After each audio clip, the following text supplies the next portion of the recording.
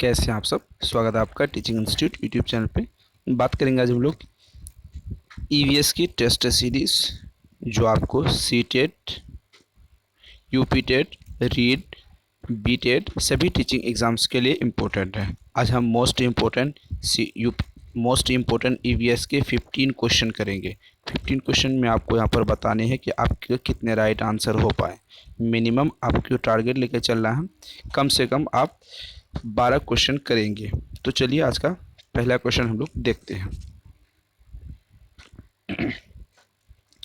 CFC प्रमुख रूप से उत्तरदायी है। ऑप्शन नंबर ए है ओजोन क्षरण के लिए, हरित गृह प्रवाह के लिए, अम्ल वर्षा के लिए, स्मॉग के लिए। सीएफसी मुख्य रूप से किसके लिए उत्तरदायित्व है? चलिए उत्तरदायी है। आपको राइट आंसर जल्दी बताने हैं। आपके हिसाब से राइट आंसर क्या हो जाएंगे?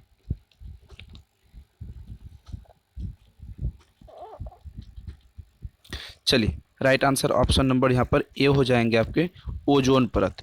ओजोन परत कहाँ पाई जाती है? एस्ट्रोस्फीयर में। कहाँ पाई जाती है? एस्ट्रोस्फीयर में। ठीक है। यह लगभग सीएफसी का फुल फॉर्म मैं आपको बता दूं, क्लोरोफ्लोरोकार्बन। सीएफसी को हम लोग क्लोरोफ्लोरोकार्बन के नाम से जानते हैं, जो एस्ट्रोस्फीयर में होते हैं। तो ये लगभग 90%, कितने? 90% ओजोन परत को ये क्षय करते हैं। चलिए आगे बात करेंगे हम लोग। निम्नलिखित को सुमेलित कीजिए। ऑप्शन ए है परावैंगनिक किरण, जैव संवर्धन, जैव अपघटनीय, सुपोषण, डीडीटी, हिमांधता, फॉस्फेट, बीओडी। तो ये आपको राइट आंसर बताने हैं। आपके हिसाब से राइट आंसर क्या हो जाएंगे? ये मैंने आपको एक बार मैं बता दूं, ये एच टेट की प्रीवियस ईयर की क्वेश्चनों में से एक है। हमने ईवीएस के जो टेस्ट सीरीज आज करवा रहे हैं वो एच टेट के क्वेश्चन में से लिया हुआ टेस्ट सीरीज है। तो चलिए इसका राइट आंसर आप बताइए, आपके हिसाब से राइट आंसर क्या हो जाएंगे?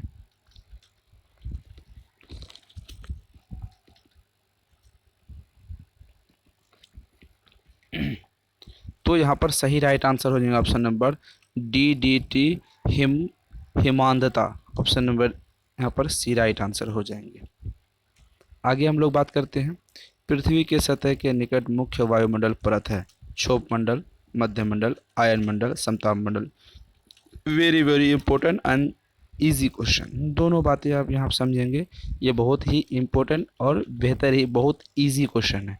क्योंकि इजी इसलिए है क्योंकि ये ऐसे क्वेश्चन आप आसानी से 5 सेकंड में इसका राइट आंसर दे पाएंगे। तो चलिए इसका राइट आंसर आप बताइए, आपके हिसाब से राइट आंसर क्या हो जाएगा?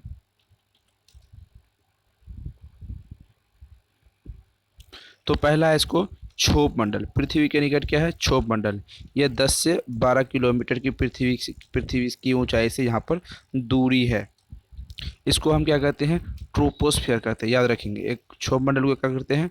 ट्रोपोस्फियर भी कहते हैं। ठीक है। चलिए आगे हम लोग क्वेश्चन देखते हैं। निम्न में से वाहनकारिक प्रदूषण नहीं है। कनिकीय पदार्थ, carbon monoxide, sulphur dioxide, carbon dioxide. क्या यहाँ पर क्या कहते हैं? ऑप्शन नंबर आपके सामने है। क्या वाहनीय प्रदूषक नहीं है? वाहन से निकलने वाला प्रदूषक इनमें निम्न में से क्या नहीं है? आपको बताने हैं। जल्दी से आप बताइए, आपके राइट आंसर क्या हो जाएंगे?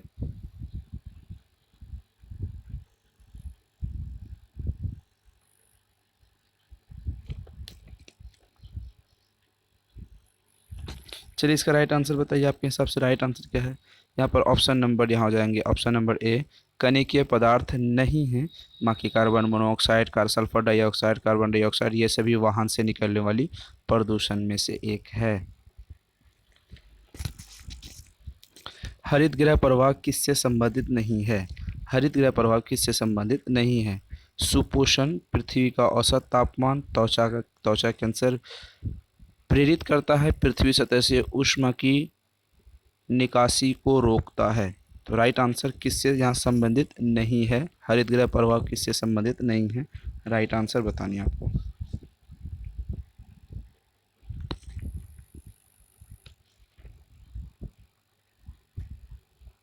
चलिए यहाँ पर right answer option number A हो जाएगा, सुपोषण। किससे संबंधित नहीं है? सुपोषण है। तो पृथ्वी का औसतन तापमान को बढ़ाता है हरित गृह प्रभाव, जिसको हम क्या कहते हैं? ग्रीन हाउस इफेक्ट कहते हैं। तो ठीक है, तो ये पृथ्वी के औसत तापमान को बढ़ाता है, त्वचा कैंसर के लिए उत्तरदायित्व है, पृथ्वी सतह से ऊष्म निकासी को रोकता है। ये सभी चीज़ इनमें होती है, लेकिन एक चीज़ इनमें नहीं होती, सुपोषण इनमें बिल्कुल भी नहीं होती है।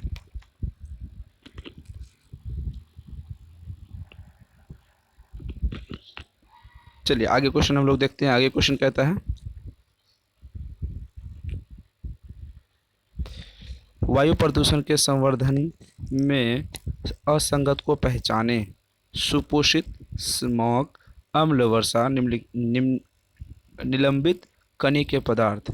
वायु प्रदूषण के संदर्भ में असंगत को पहचाने। असंगत को यहाँ पर पहचानने के लिए बोल रहा है। चलिए राइट आंसर इसका बताइए।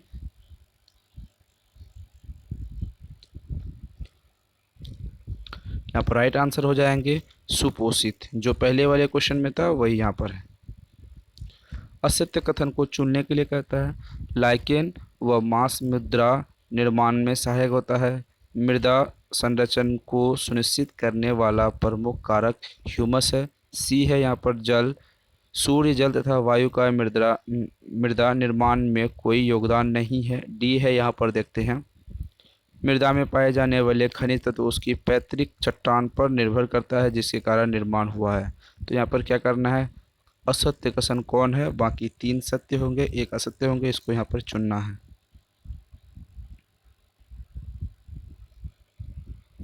चलिए, लाइकेन व मांस मृदा निर्माण में सहायक है, ये तो सच सही है। मृदा संरचना को सुनिश्चित करने वाला प्रमुख कारक ह्यूमस है, ये भी सही है। सूर्य, जल तथा वायु का मृदा निर्माण में कोई योगदान नहीं है, बिल्कुल गलत। ये गलत है, क्योंकि सूर्य, जल, वायु मृदा निर्माण में बहुत महत्वपूर्ण योगदान निभाते हैं। तो ऑप्शन नंबर सी गलत हो जाएगा, तो यही मेरा राइट आंसर हो जाएंगे, क्योंकि गलत वाले को ढूंढने के लिए कहता है। एक झील में द्वितीय पोषण का स्तर होता है, कवक, नितलक, जंतु प्लक, पादप प्लक। ऑप्शंस आपके सामने हैं, आपको राइट आंसर बताने हैं। चलिए इसका राइट आंसर हो जाएगा ऑप्शन नंबर सी, जंतु प्लवक। ऐसे ऑप्शंस हैं ज़बान में भी नहीं चलते हैं, ये साइंस टाइप के क्वेश्चन आते हैं। आगे क्वेश्चन हम लोग देखेंगे, निम्नलिखित में से कौन सा प्राकृतिक परितंत्र नहीं है?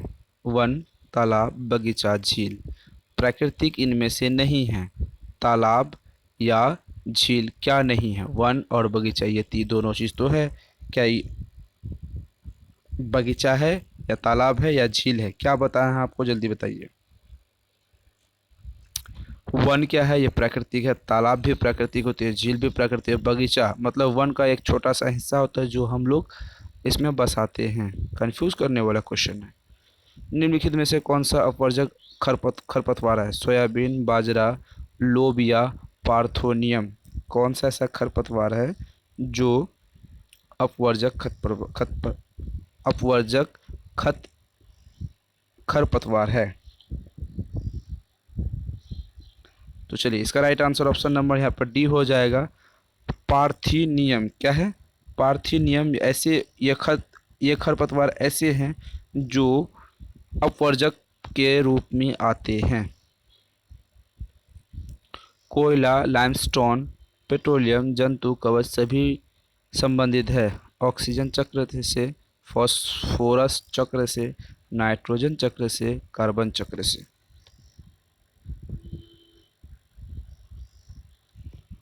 चलिए राइट आंसर बताना है आपको। यहाँ पर राइट आंसर हो जाएगा कार्बन चक्र से। कोयला, लाइमस्टोन, पेट्रोलियम, जंतु कवक, ये किससे संबंधित है? कार्बन चक्र से। आगे क्वेश्चन देखेंगे, निम्नलिखित में से किस क्षेत्र में जैविक विविधता अधिकतम होगी? शीतोष्ण वर्षावन, टैंगा, उष्णकटिबंधीय वर्षा, मैंग्रोव। राइट आंसर आपको यहाँ पर बताने हैं, क्या राइट आंसर हो जाएंगे।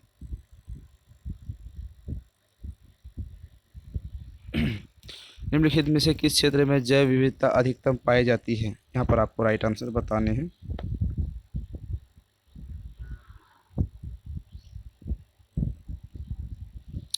चलिए इसका राइट आंसर देखते हैं। इसका राइट आंसर ऑप्शन नंबर क्या हो जाएगा? ऑप्शन नंबर यहाँ पर सी हो जाएगा। उष्ण कटिबंधीय वर्षा में जैव विविधता बहुत ज़्यादा पाई जाती है। आगे क्वेश्चन हम लोग देखेंगे। क्वेश्चन यहाँ पर कहता है फॉस्फोरस चक्र अप्रियक होता है क्योंकि यह पूर्ण रूपेण होता है। ऑप्शन ए है जलीय परिस्थिति तंत्र के अंदर, स्थलीय परिस्थिति तंत्र के अंदर, अवसादी, गैसीय। क्या होगा राइट आंसर? आपको यहाँ पर राइट आंसर बताने हैं। ऑप्शन नंबर यहाँ पर सी राइट आंसर हो जाएगा, अवसादी। आगे हम लोग देखेंगे एक स्थलीय परिस्थितिक तंत्र में निम्नलिखित में से सर्वाधिक संख्या किसकी होती है? अपघटक, उत्पादक, प्राथमिक उपभोक्ता, द्वितीयक उपभोक्ता।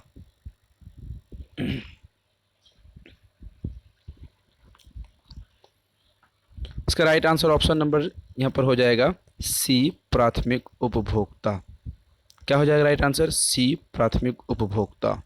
तो आज के लिए बस इतना ही। हमने आज कितने क्वेश्चन किए?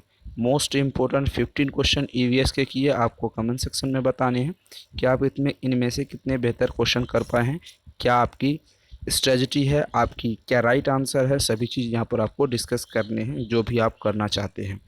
तो नोट्स लेने के नंबर बता दूँ 7634993536 नंबर पर आप व्हाट्सएप करके कंप्लीट नोट्स ले सकते हैं। तो फिर मिलते हैं अगली वीडियो में, तब तक के लिए थैंक यू।